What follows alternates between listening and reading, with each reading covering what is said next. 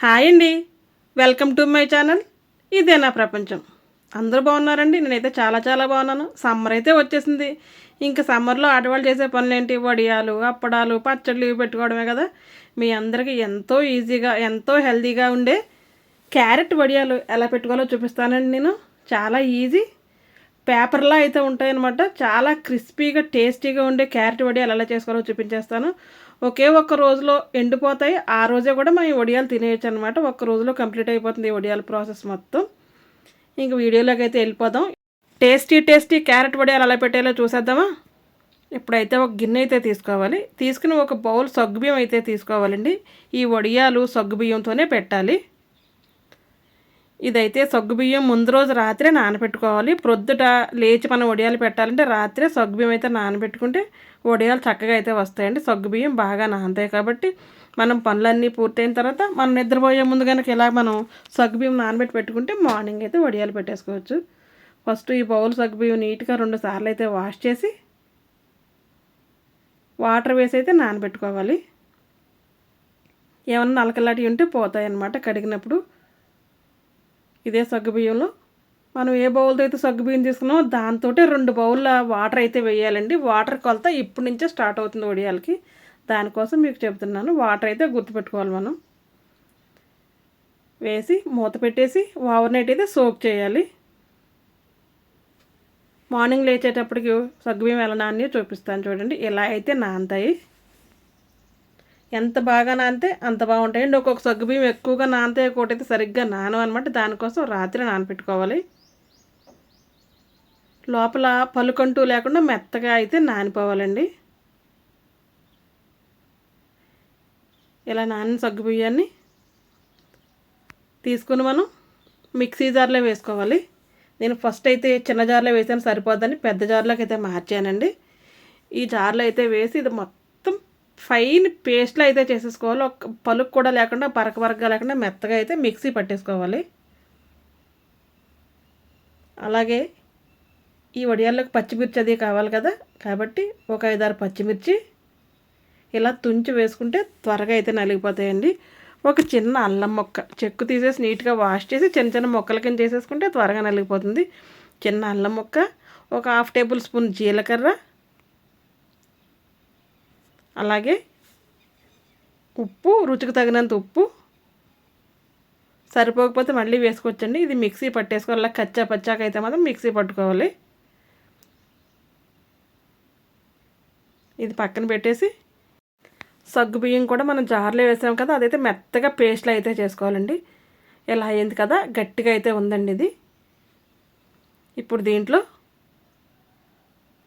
కొద్దిగా వాటర్ అయితే వేయాలి. మళ్ళీ ఈ బౌల్ కూడా కొలితే ఒక బౌల్ అయితే వేసాం కదా, అక్కడికి 3 బౌల్స్ అయితే అయిందండి వాటర్. అదే బౌల్తో 3 అయితే అయింది. ఇది ఒక గిన్నెలోకి అయితే ట్రాన్స్ఫర్ చేసుకోవాలి. ఇలా చేసిన తర్వాత పిండి అయితే ఎలా వస్తుందండి, సగ్గుబియ్యం పిండి అయితే ఎలా వస్తుంది. అలాగే మనం మిక్సీ జార్లో ఇంకా సగ్గుబియ్యం చుట్టూ అతుక్కుని ఉంది కాబట్టి పేస్ట్ దీంట్లో ఇంకొక బౌల్ వాటర్ అయితే వేసి నీట్గా మొత్తం అంతా శుభ్రంగా చేసి ఈ పిండి గిన్నెలు అయితే వేసేసుకోవాలి. సగ్గుబియ్యం పేస్ట్లు అయితే వేసేయాలండి. ఇక్కడికైతే 4 గిన్నెలు వాటర్ అయితే అయింది. 2 గిన్నెలతో అయితే అదే చిన్న బౌల్ ఉంది కదా, దాంతో 2 బౌల్స్ అయితే నానబెట్టాము. 2 బౌల్స్ అయితే మిక్సీ ఆడామని మనకు కొలత. అక్కడికి 4 అయితే అయింది. ఇక్కడి నుంచి మళ్ళీ కొలతండి. 5, 6, 7, 8, 9 అంటే 5 బౌల్స్ వేసామండి వాటర్. దీంట్లో 5 బౌల్స్ వాటర్ అయితే వేసి మరగనివ్వాలి. 4 బౌల్ ఏమో పిండి పట్టే వరకు సరిపోయింది. 5 బౌల్ అయితే వేసాం కదా. ఇప్పుడు క్యారెట్ వడియాలి కాబట్టి 2 అయితే పెద్ద క్యారెట్లు అయితే 2 సరిపోతున్నాయి. మీడియం సైజ్ కాబట్టి 3 అయితే వేసాను. చెక్కు తీసుకుని నీట్గా వాష్ చేసి అలా తురుము అయితే పెట్టుకోవాలి. ఈ లోపల వాటర్ మరిగిపోతూ ఉంటుంది. ఈ సగ్గుబియ్యం పిండి అడుక్కి పైకి బాగా కలిపి అయితే ఈ వాటర్లో వేసి తిప్పుకుంటూ మనం పొయ్యాలి. ఎందుకంటే ఉండలు కట్టేస్తుంది అనమాట. మనం అలా తిప్పుతూనే ఉండాలి. ఇది గింజలా ఉడికే వరకు తిప్పుతూనే ఉండాలండి. ఉడికిన తర్వాత మధ్య మధ్యలో ఒకసారి తిప్పుకుంటే సరిపోతుంది. అలా తిప్పుతూ ఉండగానే మనకి సగ్గుబియ్యం గంజి కాస్తే ఎలా వస్తుందో అలా అయితే వచ్చేస్తుంది అనమాట. చాలా తొందరగా చాలా ఈజీగా అయితే అయిపోతాయండి. ఈ వడియాల ప్రాసెస్కి అస్సలు మనం కంగారు అయితే అసలు పడకూడదు. చాలా నిదానంగా పెడితేనే చక్కగా అయితే వడియాలు వస్తాయి. ఇలా తిప్పుతూ ఒక 5 మినిట్స్ కల్లా మనకి సగ్గుబియ్యం గంజి కాస్త ఎలా అయిపోతుందో అలా అయితే అయిపోతుందండి. చూసారు ట్రాన్స్పరెంట్గా అయితే అయిపోతుంది కదా. ఇలా మనం తిప్పుతూనే ఉండాలి. ఇలా కలుపుతూ ఉండగా చూస్తూనే చెక్కబడిపోయింది. ఇంకా కొంచెం సేపు అయితే ఉడకబెట్టాలండి. దగ్గర ఇది పిండి పోసిన తర్వాత ఒక 20 నిమిషాలన్నా ఉడకబెట్టాలన్నమాట. 5-10 నిమిషాలకు చెక్కబడిపోయినా మనం తీసేయకూడదు. లో టు మీడియం ఫ్లేమ్లో పెట్టుకుని మనం ఉడికించుకోవాలి, లేదంటే వడియాలు విరిగిపోయినట్టు సరిగ్గా అయితే రావు. ఇలా ఉడికేటప్పుడు చూసారా బబుల్స్ వస్తున్నాయి కదా, అలా అయితే ఉడకాలి. ఇప్పుడు మధ్యలో ఒక్కొక్కసారి కలుపుకుంటే సరిపోతుందండి. ఇలా కొద్దిగా చెక్క అయితే అయింది కదా. ఇప్పుడైతే మనం ఈ క్యారెట్ తురుమంతా వేసేసుకోవాలి. వేసుకుని చక్కగా మొత్తం కలుపుకోవాలి. ఈ క్యారెట్ వేసిన తర్వాత కూడా ఒక 10 నిమిషాలు అయితే ఉడకపెట్టాలండి. ఇదంతా కలిపితే మన నాన్నకి ఒక అరగంట టైం అయితే పడుతుందండి. అలాగే పచ్చిమిర్చి, అల్లం, జీలకర్ర, ఉప్పు పేస్ట్ ఉంది ఇది కూడా వేసేసుకుని బాగా మిక్స్ చేసి కొద్దిగా సాల్ట్ అయితే చూసుకోవాలండి. ఇప్పుడు మీరు చూసుకుని సరిపోకపోతే కొద్దిగా సాల్ట్ వేసుకోండి. ఎందుకంటే ఈ వడియాల్లో సాల్ట్ చాలా తక్కువ అయితే పడుతుంది. ఎక్కువ వేసుకున్నాక చాలా ఉప్పగా అయితే అయిపోతాయండి. అందుకు తగ్గించి వేసుకోవడమే చాలా మంచిది. ఇలా క్యారెట్ కూడా పచ్చిమిర్చి పేస్ట్ ఇదంతా కూడా అప్పుడు చెక్ చేసుకోవాలి. మనం ప్లేట్లో వేసుకుంటే అలా వేసిన వడియం వేసినట్టుంటే మనకు ఉడికిపోయినటువంటి పిండి. ఇలా అటు ఇటు పాక్కుంటా పోతే కనుక అసలు ఉడికినట్టు కాదు, ఇంకా టైం అయితే పడుతుందన్నమాట. తెలియని వాళ్ళ కోసం అయితే చెప్తున్నాను. తెలిసిన వాళ్ళు చిక్కదనాన్ని చూసి దించేస్తారు. కొత్తగా క్యారెట్ వడియాలు పెట్టే వాళ్ళ కోసం మాత్రం ఇది చూపిస్తున్నాను నేను ఇలాగే వేసి. ఇప్పుడైతే అలా నిలబడింది కదా, ఇలా అయితే రావాలండి. పల్చగా వడియాలు కావాలన్నా ఇలా తీసుకోండి, లేదంటే మాకు కొద్దిగా మందంగా ఉంటేనే బాగుంటుంది. అంటే ఇంకొక 5 నిమిషాలు కొద్దిగా దగ్గరికి అయితే ఉడికించుకుంటే సరిపోతుంది. ఇప్పుడు స్టవ్ ఆపేసి మూత పెట్టేసుకోవాలి.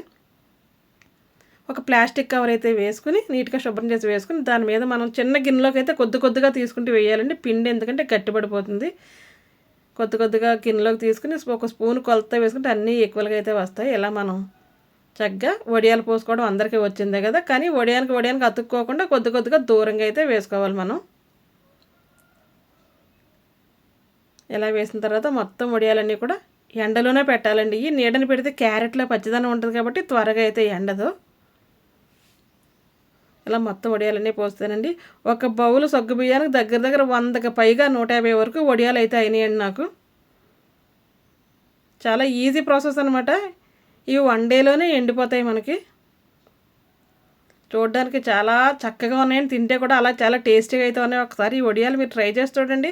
తప్పకుండా మీకు, మీ పిల్లలకి, మీ ఇంట్లో వాళ్ళందరికీ బాగా నచ్చుతాయి. ఈ మధ్యాహ్నం 2 ఆ టైంలో చూస్తే కనుక ఇలా అయితే ఉన్నాయి. ఇంకొక హాఫ్ అన్ అవర్ ఆగిన తర్వాత లోపల కొద్దిగా పచ్చి అయితే ఉందండి. తర్వాత అయితే మాత్రం వడియాలు అయితే ఎండిపోయినాయి. ఇంక ఈ కవర్ నుంచి వడియాలు అయితే సెపరేట్ చేసేస్తున్నాను నేను. ఒకటి తీసుకుంటే చాలా నీట్గా అయితే వచ్చేస్తాయండి. కానీ వడియాలు మొత్తం ఆరే వరకు అయితే ఉండాలి. పచ్చిగా ఉండకైతే అస్సలు తీయకూడదు, మనకు సరిగ్గా రావు. ఎందుకంటే జిగురు కదా అతుక్కుపోతూ ఉంటుంది.